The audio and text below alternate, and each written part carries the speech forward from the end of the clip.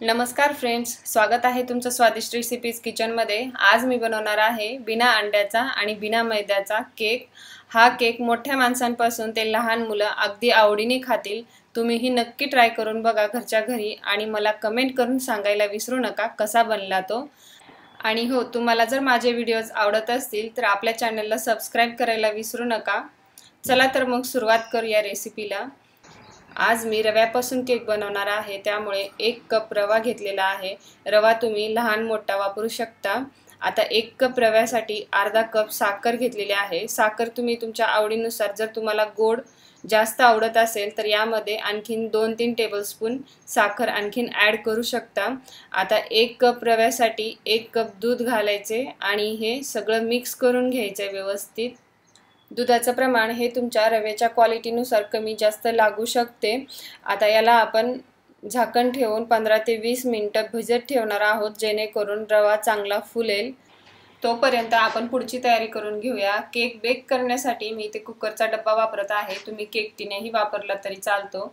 आता याला मी अगोदर तेलाने व्यवस्थित ग्रीस करून घेतलेलं होतं। आता यावरती 2 चमचे गव्हाचं पीठ किंवा मैदा टाकून हे व्यवस्थित डब्यावर पसरवून घ्यायचे आतल्या भागाने, अशा पद्धतीने।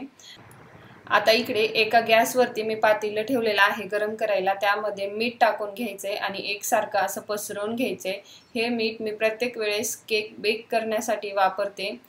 तुम्ही इथे मीठ नाही वापरलं तरी चालेल, फक्त तुम्ही ज्या भांड्यामध्ये केक बेक करणार आहात ते भांडं बुडामध्ये जाडसर असायला हवं आणि थोडंसं मोठंही असायला हवं, जेणेकरून केक टिनच्या साईडने गरम हवा खेळती असायला हवी। यामध्ये अशा पद्धतीची रिंग ठेवून द्यायची आहे। तुमच्याकडे रिंग नसेल तर प्लेटही ठेवली तरी चालते।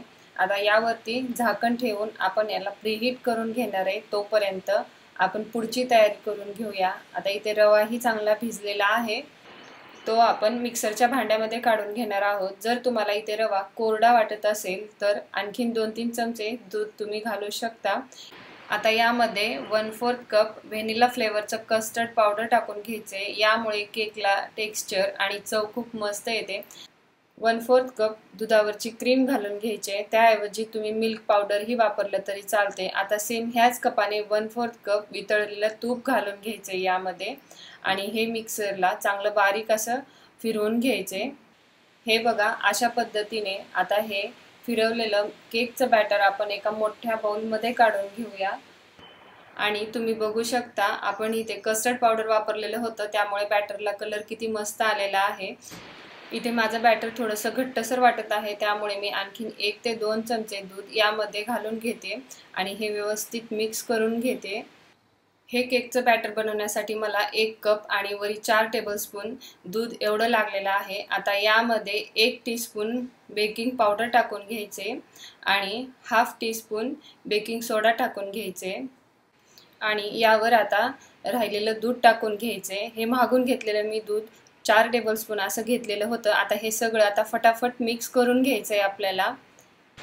तुम्ही बघू शकता, बॅटरची कन्सिस्टन्सी अशा पद्धतीने ठेवायचे। आता हे आपण ग्रीस केलेल्या डब्यामध्ये काढून घेऊया आणि डब्बा 2 वेळेस चांगला टॅप करून घ्यायचे अशा पद्धतीने आणि यावरती गार्निशिंगसाठी ड्रायफ्रूट्स टाकून घ्यायचे। तुम्ही तुमच्या आवडीनुसार ड्रायफ्रूट्स किंवा टूटी फ्रुटीही टाकू शकता।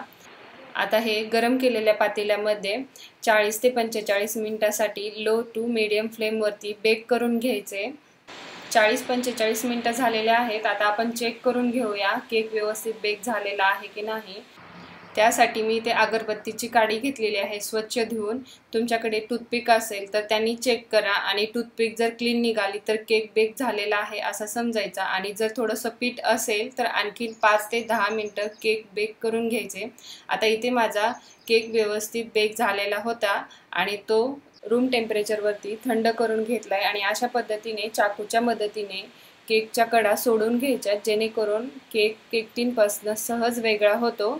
आणि तुम्ही बघू शकता केक किती मस्त स्पॉन्जी झालेला आहे आणि केकचा कलरही किती मस्त आलेला आहे। आता आपण याला कट करून बघूया आणि तुम्ही बघू शकता केक आतल्या साईडनेही किती मस्त जाळीदार आणि मऊसूत असा झालेला आहे। तर मग तुम्हीही नक्की करून बघा आणि कमेंट करून सांगायला विसरू नका सोबतच तुम्हाला जर माझे व्हिडिओज आवडत असतील तर आपल्या चॅनलला सबस्क्राईब करायला विसरू नका आणि बेल आयकॉनवरती क्लिक करा, जेणेकरून मी ज्या नवीन रेसिपीज अपलोड करीन त्याच्या नोटिफिकेशन्स तुम्हाला मिळतील. आणि लाईक आणि शेअर करायलाही विसरू नका. आणखीन भेटू अशाच नवीन रेसिपी सोबत. धन्यवाद.